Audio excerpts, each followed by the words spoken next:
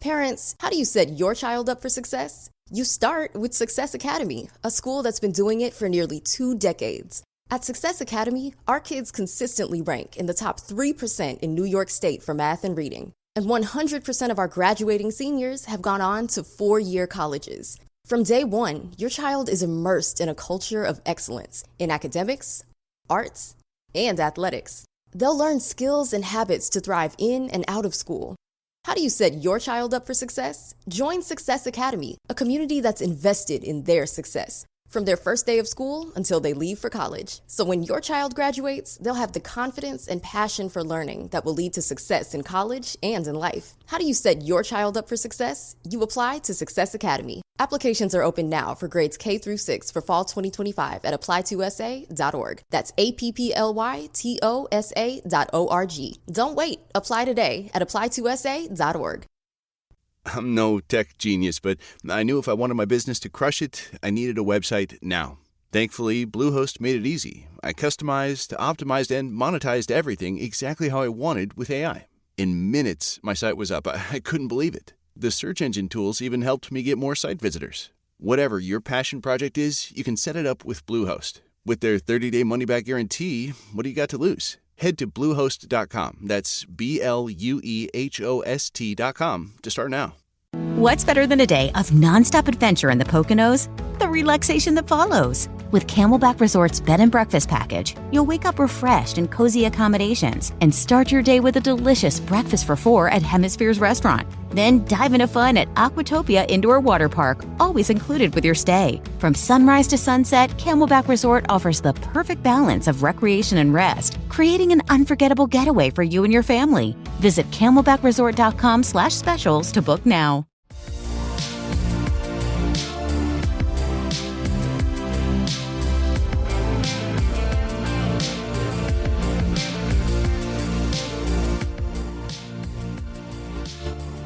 Welcome back to Hot Takes and Deep Dives. And Justin Elizabeth Sayre is a playwright and a performer who Michael Musto called the Oscar Wilde meets Whoopi Goldberg of cabaret.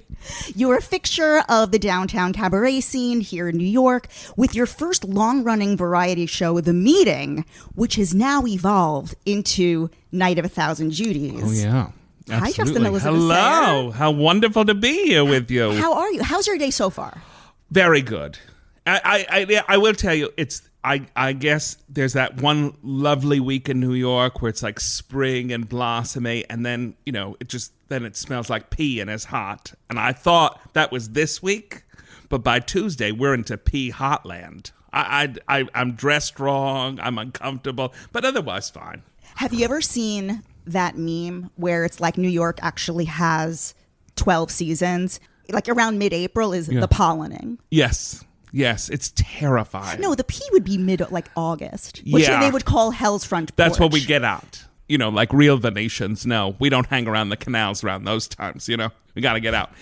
I have to ask, with your accent, I assume that you were from the South. No. But you're not. I'm from a land called Pretense. And no, I grew up in a little town in Pennsylvania.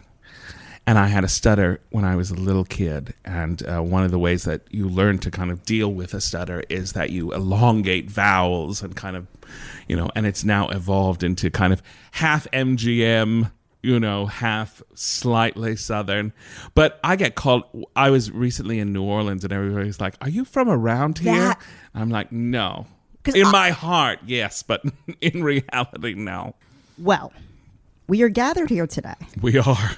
Because the Night of a Thousand Judys, this is the 13th annual Night of a Thousand Judys, is upon us. I know. It's Monday, June 2nd at Joe's Pub, and you are the hostess. I want to get into the whole origin story of Night of a Thousand Judys, but to be clear, this is our very own Miss Judy Garland. Oh, yes. The only Judy. The only Judy. I don't know. Is there another Judy people could talk? Judy Dench? Judy Dench. But she's a Judy Dench. You know what I mean? She's not a Judy. Could you imagine Night of a Thousand Judy Golds? I think she'd be very into it, Judy. I would perform it that way. Oh, sure, yeah. So Night of a Thousand Judys came about because we were doing my show, The Meeting. You were so gracious to remember. Every month at The Meeting, we would celebrate a different gay icon.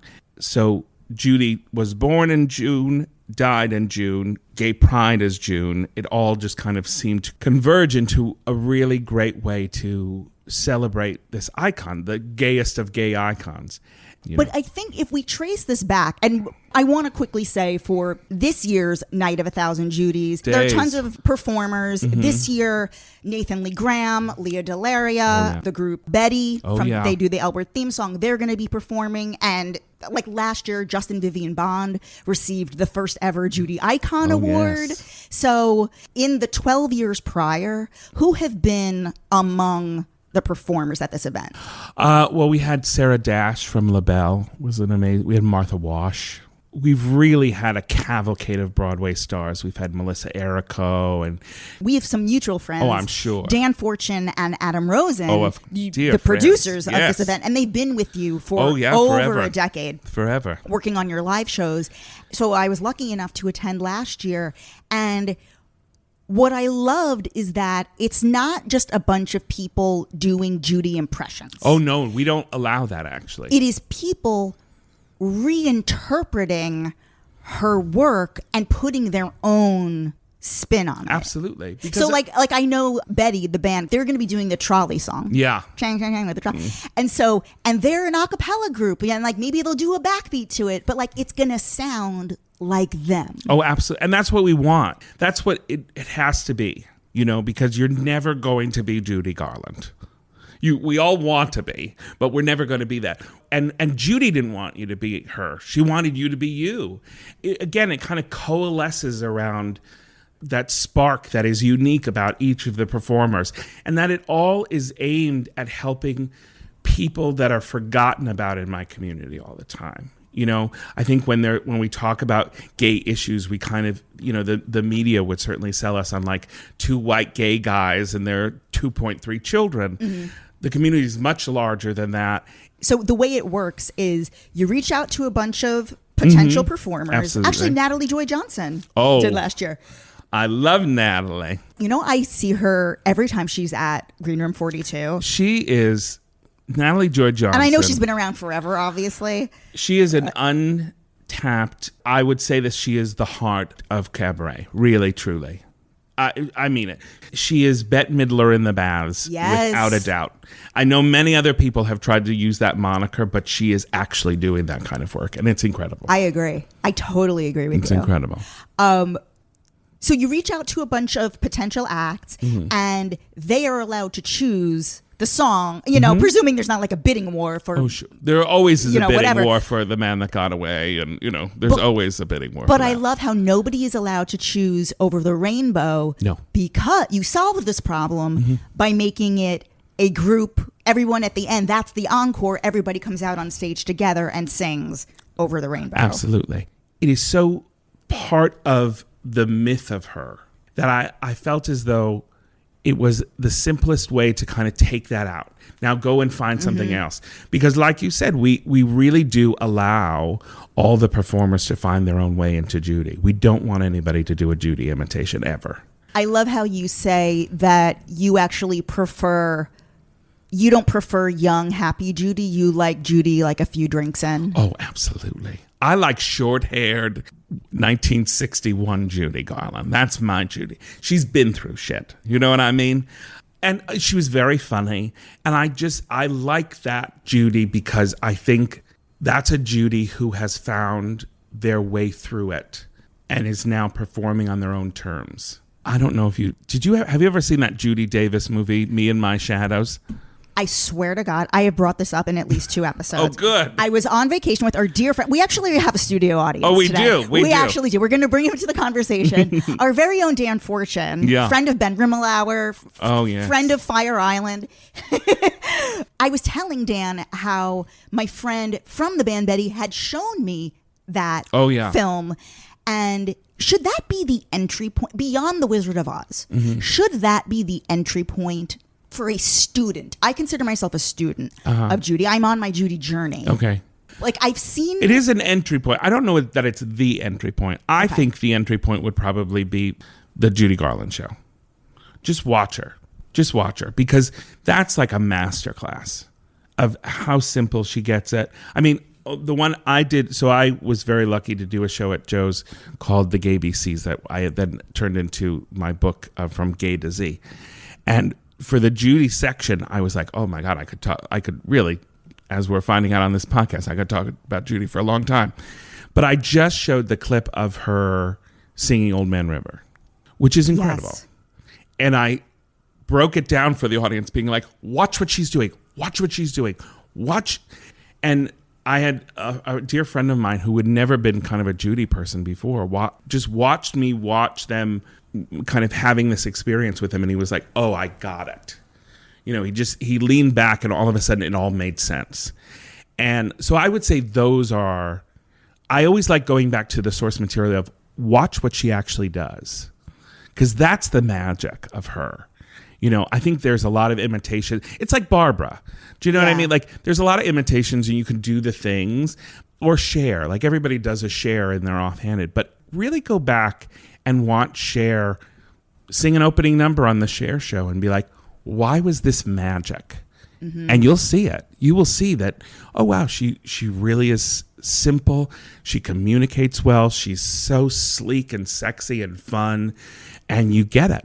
You get it. I think the same is true with people like Judy. Like, watch her and see, oh, wow, she doesn't need all this stuff. She needs a microphone. And all of a sudden she's doing a 3-act play out of a song that you've heard 1,000 times. Now, we said up top how this was born out of your long-running series, The Meeting. Now, the origin story of The Meeting, I have questions about this. Sure. And this is fascinating to me. Sure. Okay. So you came to, how old were you when you came to New York? 17. 17 years old. Yeah. Where was your first apartment? I was in a dorm. I was at NYU. I went to NYU. What school were you in? School of Ed. You were in the School of Education? Yeah. For music. You thought you were going to be a music teacher? I was a musical theater. They had a musical theater department. Okay. Over there. Yeah. It was a terrible mistake. But terrible mistake. But yeah. What dorm did you live in? I lived in U-Haul right on 14th Street. Okay. Yeah.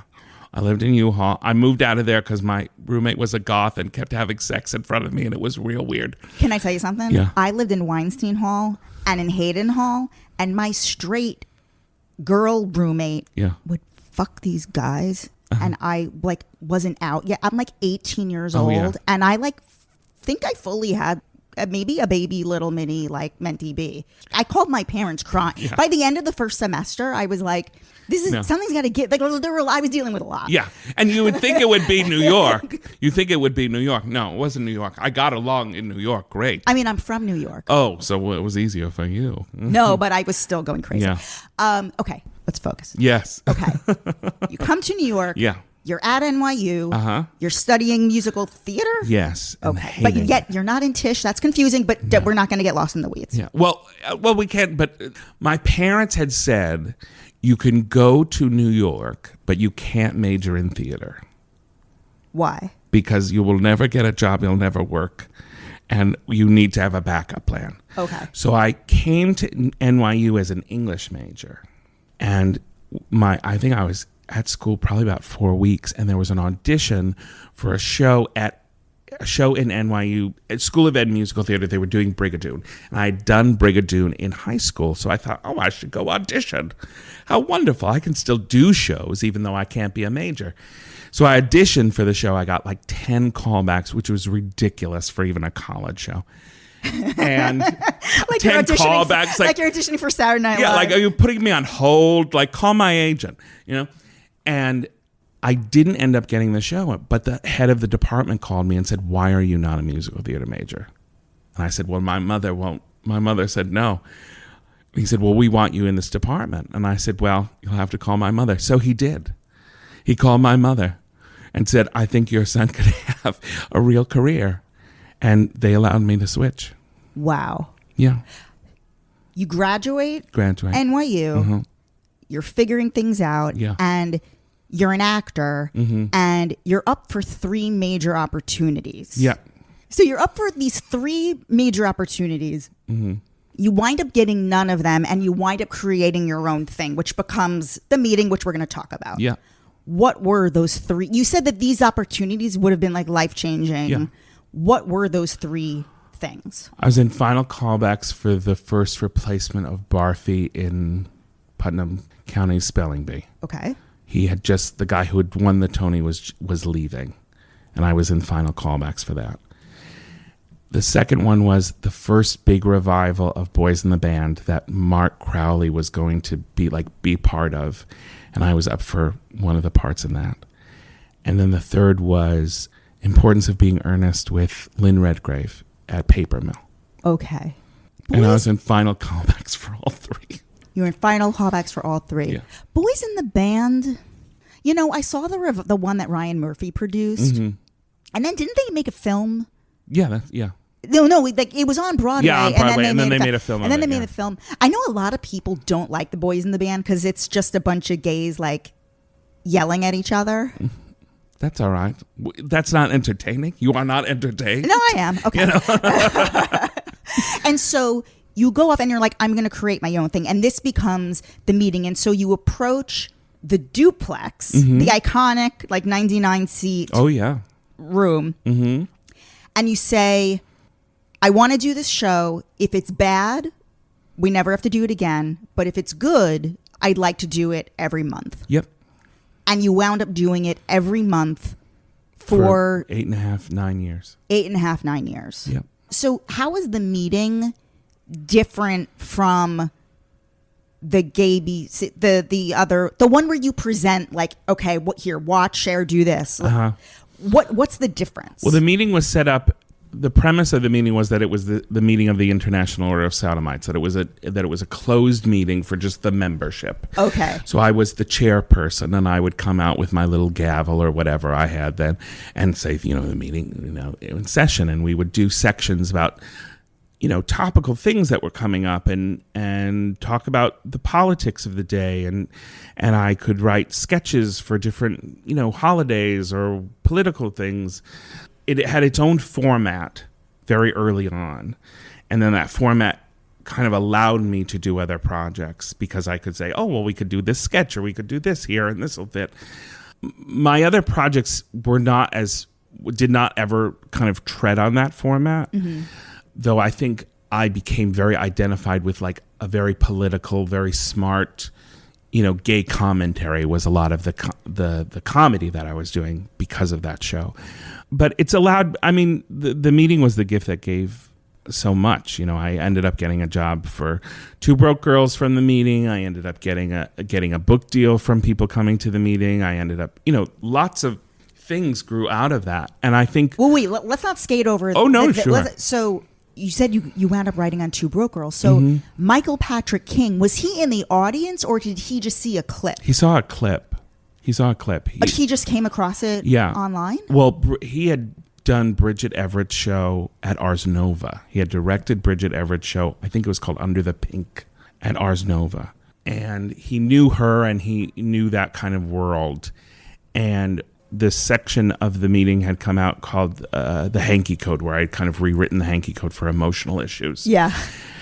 And I rewatched it. Dan sent it to me last night. I watched it, and it's so good. Oh, thank you. And by the way, I love so much of your work. All of your stuff at Joe's Pub is available in full to watch on YouTube. Yeah. So if people just throw in Justin Elizabeth Sayre, you can really get a sense of your comedy and your shows. So, so this plucks you out of New York, and he just offered. So he was the executive producer and creator. He's the executive producer, of Two Broke Girls. You know what's interesting? I just interviewed. Did you ever work with Liz Feldman? Oh yeah. And one of her big breaks was on Two Broke Girls. She wrote for Ellen DeGeneres' talk show and went on to create the Christina Applegate show. Yeah. Dead to Me. Dead to Me. Yes, that's right. And no, I remember her developing it.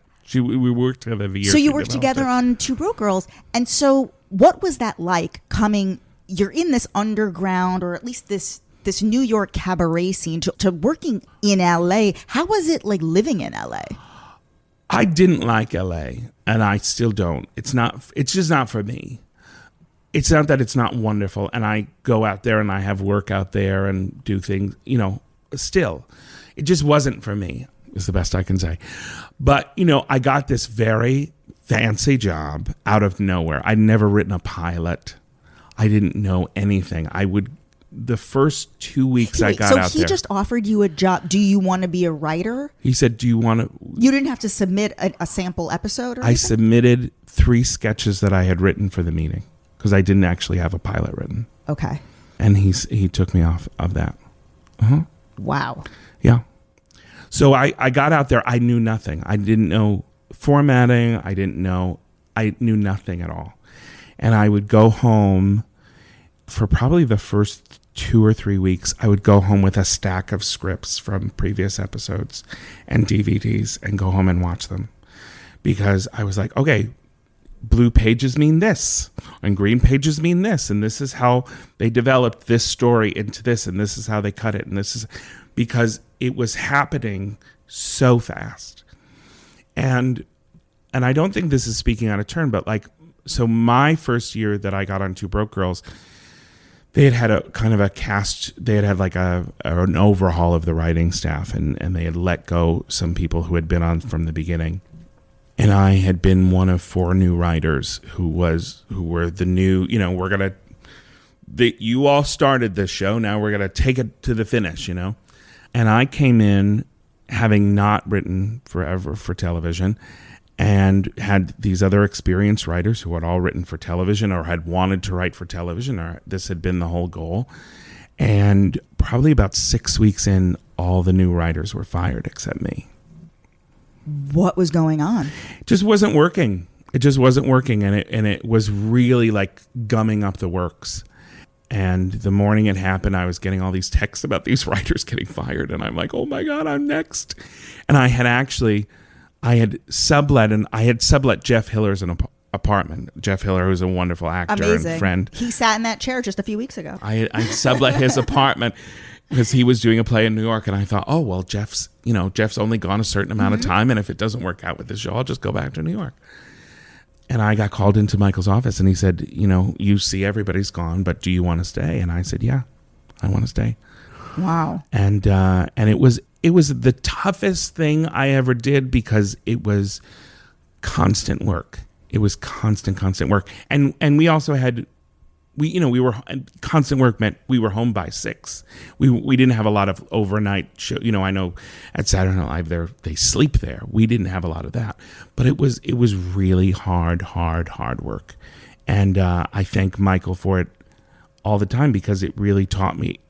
It's interesting in the sense that, in my work now, I was doing a reading of a play that I'm working on, and something wasn't working, and I was like, well, just do this and this and this, and rewrote it on the spot, rewrote a whole scene, and the actors were sitting there, and even the director leaned over me like, what the hell was that? I was like, that's the old memory muscle. That's television writing. We have a studio audience who have been here for 5 hours, and this scene isn't working. Redo it on the floor, and that's what I did. So it's an amazing muscle that I'm forever grateful for. Truly forever grateful for. So before your life changed and you go to LA, where were you performing? Obviously Joe's Pub, but before Joe's Pub, in between the Duplex, and I know you performed at 54 Below, did you ever, I know that you came up with Bridget Everett and John Early and Cola Scola, and of course Justin Vivian Bond. Did you ever perform at Fez? Fez was a little before my time. Okay. Fez was a little before my time. I was very late. So I saw probably Kiki and her probably a few years out of college, and I saw them at Joe's. And that was kind of an apocryphal. That changed the whole game. And I tell Vivian that all the time. She really is responsible. And I think she's responsible for a lot of us, to be honest. I don't think it's speaking for any of them out of turn to say, without Kiki and Herb, without Vivian in particularly, but also Kenny Melman, who I think does not get nearly enough credit, there wouldn't be a Bridget Everett, and there wouldn't be a Cole, and there certainly wouldn't be a me.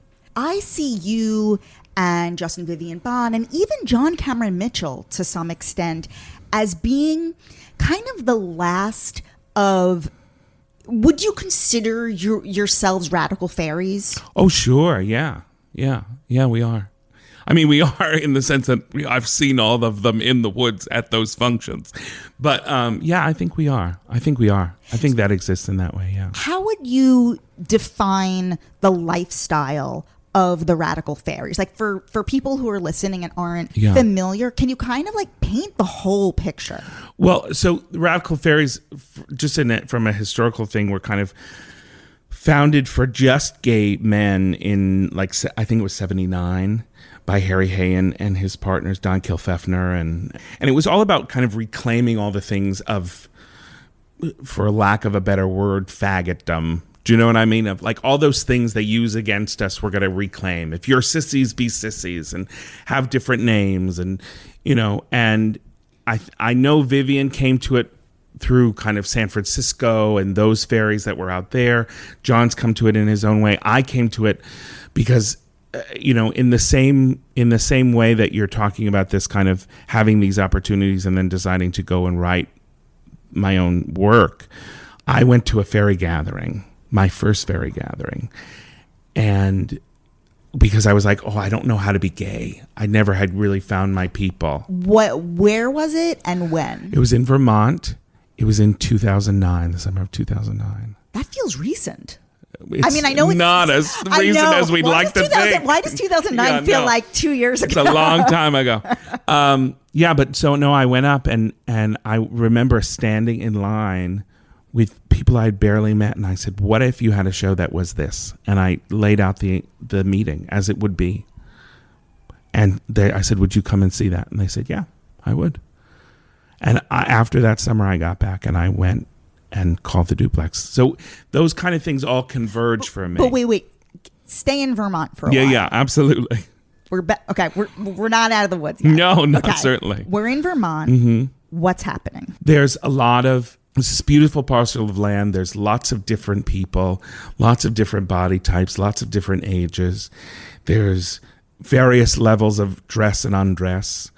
There's trans women and trans people and cis women and gay, lots of gay men and non-binary people, and it's very hippy-dippy in some respects, but it's also not taking itself reverently seriously. So there's a great deal of fun.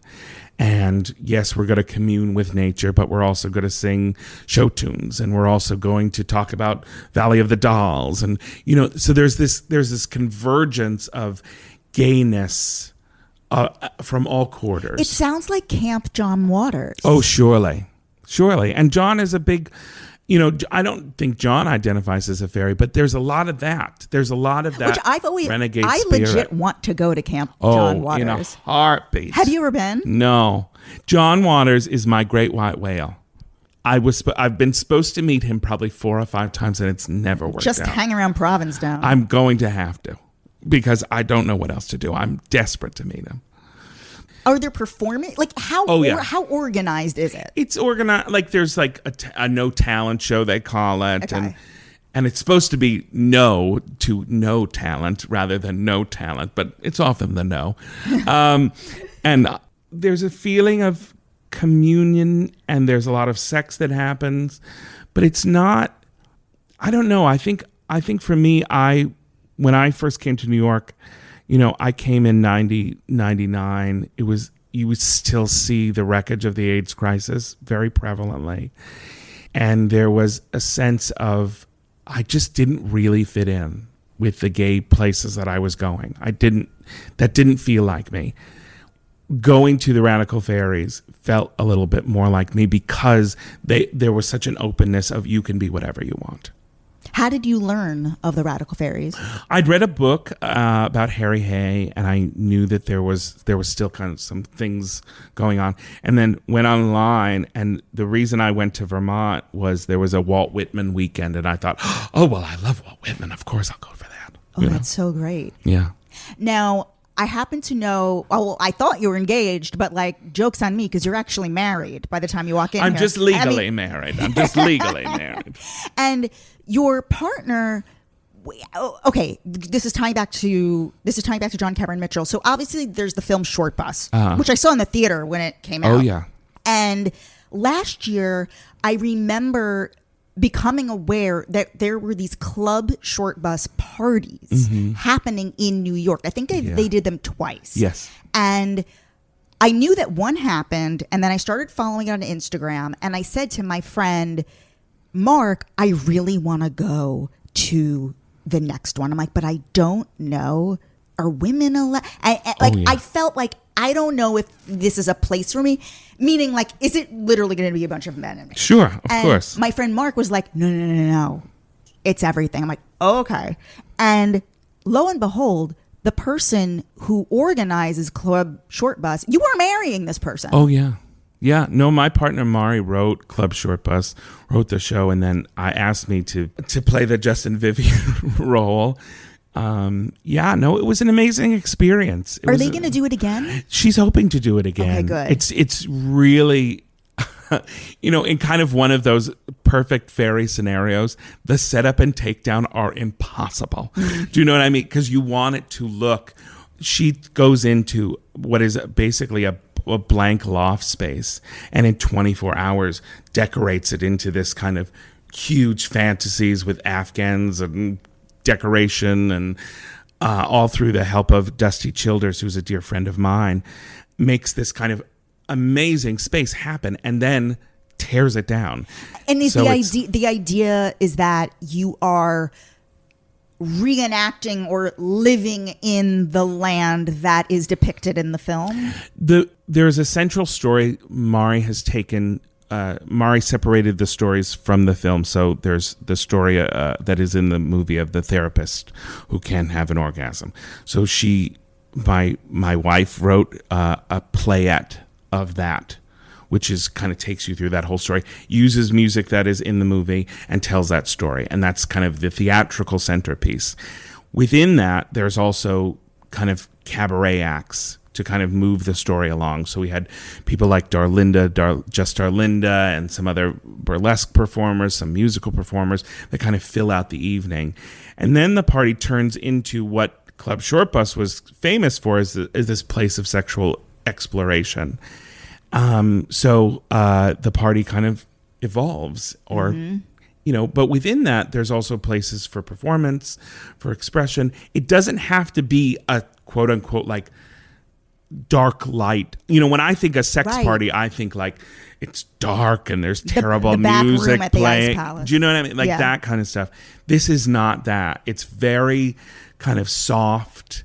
It's very inviting. I've seen a lot of different types of people there. And even for somebody who, because my partner and I my partner's like, sex party, let's go. And I'm like, I'll be home. I will say, having done it now twice, it meant a lot to a lot of people. It was a really important piece of art. And I think the fact that this space that was created out of it kind of hit people in the right way was really impressive to me. So you're married, but you're getting married. You're going to have a wedding. Yeah, big wedding. Now, to quote John Waters, are children going to get in the way of your erotic lifestyle? I have no idea. I will say that my wife would very much like them. How did the two of you meet? Oh God. She messaged me on Instagram. Oh, okay. She messaged me on Instagram, and I blew it. Absolutely blew it. I was so shocked. My wife, just so everybody knows. Did you know who she... Okay, go ahead. Yeah, because she's a performer. She's a performer. She is breathtakingly gorgeous. And I thought, what is she? I thought, I'm obviously getting punked. What is her performer name? Mari. She's Mari Moriarty, our fempath. Fempath. Yes. Okay. So I got messaged by this beautiful creature, and I was like, this can't be true. What are you doing? And started a conversation being like, are you sure? And she was totally ready, gung-ho to go for it. And we had probably about 10 text exchanges, and it was so awkward that she actually made up. She said, I'm dating somebody else. And that was it. A whole year later, I was in New York, and I had occasionally, you follow somebody, they're on your feed. I would occasionally comment because she was always just breathtaking. And I would say, oh, you look beautiful. And about almost a year later to the day, I said, surely I'm out of jail now. Like, I know we had a couple bad texts, but come on, like, it's a year. And you're obviously not dating anyone because I'm looking at your Instagram. So she agreed. She came to a show of mine. I came to a show of hers. I thought I had still blown it. And then she was like, when are we going out properly? Like, when are we going to have a date? We had one date, and she left, and I went back to my apartment, and I wrote down the date because I said, you will never forget this date in your life. Wow. That was it. A funny story I heard you tell, I love is that this is like in your pre-married life, your bachelor life, that you learned the subway system by sleeping with people in different boroughs. Oh, yeah. Now, was this grind? Like, how are you meeting these people? Oh, let me tell you. I'm in a very interesting age demographic because many of my contemporaries and myself had to do this all from a PC at a certain point. We didn't have the luxury of having a phone, you know? We were on Manhunt and Adam for Adam and all these crazy things. And, you know, the advent of Grindr has really opened you up in ways that I can't even imagine. But yeah, I learned the subway because I was like, oh, all right. Now I know with this drink connects, because you'd have to write it down, or you'd have to, like, you know, this is the address and I got to find it because I didn't have a phone that was that as capable. So you were willing to travel to, like, sure. were you going to like Staten Island? Not or Staten Or Island. we're saying like the Bronx and Queens? The Bronx and Queens, Brooklyn, a lot of Brooklyn, Okay. a lot of Brooklyn. Where was the most of you? What neighborhood in Brooklyn was most of the activity taking place? Well, that's I was never a Hell's Kitchen girl. They never really, even now, I don't think that's my area. A lot of like Park Slope. I was a lot of Park Slope, a lot of Bushwick. You know, that's more my style. A lot of Queens. I still have a thing. If you're straight and married, I'm not going to do that. I don't know why. Because I understand that we're all free agents and whatever, but I'm like, I don't want to imagine some little woman at home crying over you. Do you know, I just don't want that. I don't want that. So, yeah, I had a lot of Brooklyn. I learned a lot of Brooklyn. I can get around Brooklyn pretty quickly now. Yeah. It still is really shocking how much you kind of like learn just from these crazy experiences of like, oh, I know there's a transfer to the L here, you know, because I was all over the place. So this makes a lot of sense that you live in Greenpoint now. Yeah. And is your plan to stay in New York? My partner's trans, and I have an X on my passport because I'm non-binary. So we're you know, not to kind of bring it down, but the reality is like we're very fearful right now. Mm-hmm. We don't know what's going on. So we've applied for an artist visa to be in the UK. Okay. So the plan is that we would probably relocate to the UK as kind of a home base and then be back and forth. Okay. Just because we're just looking at the reality and we don't really know what's happening right now. And the fear is not so much, you know, when all the passport stuff kind of happened, like there was that kind of frank conversation of that my partner and I had of like, could you live with an M marker on your passport again? Is that going to be really detrimental? Is that going to make you feel bad? And my partner was like, it's not that as much as I just don't want to be, the harassment is real and ugly. And I don't want to walk into, you know, you're going on a trip and you're going to have a good time and I have to have this kind of humiliation before I get there. And not only that, but now, like, you know, people being detained, people's documents being taken away. You know, one of the reasons I don't know that I was ever as much a proponent of gay marriage as I have been in the last year. Mm-hmm. Just because I think, you know, you don't need it's that Joni Mitchell, we don't need no piece of paper.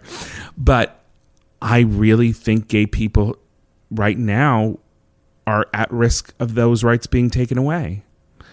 And I think that if you can do it, do it. So when is the big wedding? Big wedding is in June. After the Judys. After Judy's. After Judy's. The week after Judy's. The week isn't that a lot of pressure? No. See, Judy's is so great. I just walk in. I love it. It's just a relaxation. Well, I guess we should also define. So, like, you host the show. I host the show, and you're sort of like the master of ceremonies. Yes, I do an opening number. I host the show. I do a little pep talk in the middle to keep us all on the gay and wide, I guess, instead of straight and narrow. I hope I still set the tone for it. That it is a celebration. That it's about who you are, bringing that to this presentation, our audience, our performers, that it is a celebration of this woman who has inspired us and how she's inspired us. And tickets are on sale now. You can get them just Joe's Pub. Yep.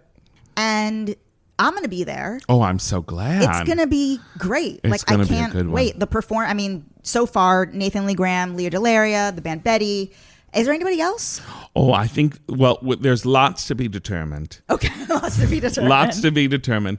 But, and I don't say that to kind of give your listeners the sense that we're just kind of reckless. It's really a dog-eat-dog world. We really get the best. Well, it's a lot of negotiating around absolutely. The Tonys. Because I'm never so popular.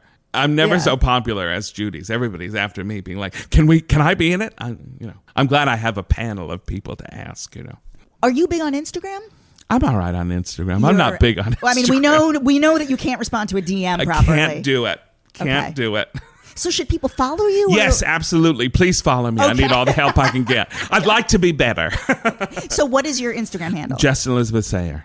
Easy. Easy peasy. Yeah. Great. Yeah. I think we all learned a lot. I hope so. Any final thoughts? When did you take on the Elizabeth moniker? Oh, my fairy name is Elizabeth Taylor. Okay. My fairy name is Elizabeth Taylor. It had been another name for my first 2 or 3 years, and then Elizabeth Taylor died. And there's actually a picture of it in Alan Cumming was there that night, and there's a picture of it in his book. Somebody had left the front of the New York Times with Elizabeth Taylor's picture on it on this table that we were all sitting at Julia's bar. Mm-hmm. And I had a couple to drink, and I just leaned to my friend and I said, how can we live in a world without Elizabeth Taylor? And my friend said, you'll be Elizabeth Taylor.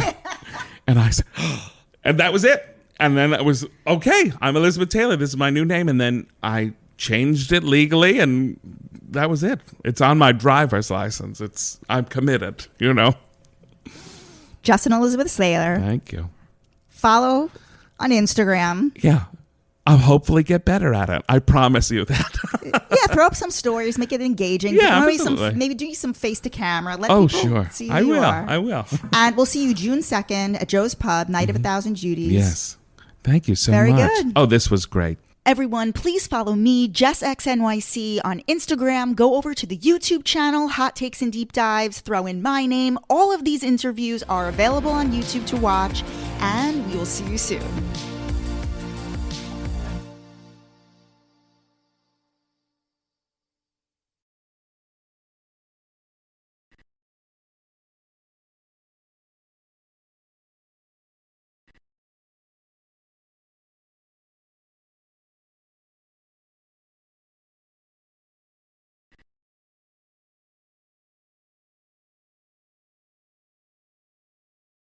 Hello, it is Ryan, and I was on a flight the other day playing one of my favorite social spin slot games on ChumbaCasino.com. I looked over the person sitting next to me, and you know what they were doing? They were also playing Chumba Casino. Everybody's loving having fun with it. Chumba Casino is home to hundreds of casino-style games that you can play for free anytime, anywhere. So sign up now at ChumbaCasino.com to claim your free welcome bonus. That's ChumbaCasino.com and live the Chumba life. Sponsored by Chumba Casino. No purchase necessary. VGW Group. Void where prohibited by law. 21 plus. Terms and conditions apply. Discover the and more vacation at Nassau and Paradise Island. Turquoise waters and white sand beaches. 5-star dining and laid-back cafes. Rich history and local rhythms. Oceanside golf and yoga with flamingos. With daily nonstop flights, Paradise is closer than you think. Discover all of this and more at NassauParadiseIsland.com. It's better in the Bahamas. You're a worker, a planner, a time zone spanner, a dreamer, a darer, a story sharer. You're a reader, a writer, an up-all-nighter, a multitasker, and a question asker. Excelsior University is online education designed for people like you. People who do everything. Visit excelsior.edu.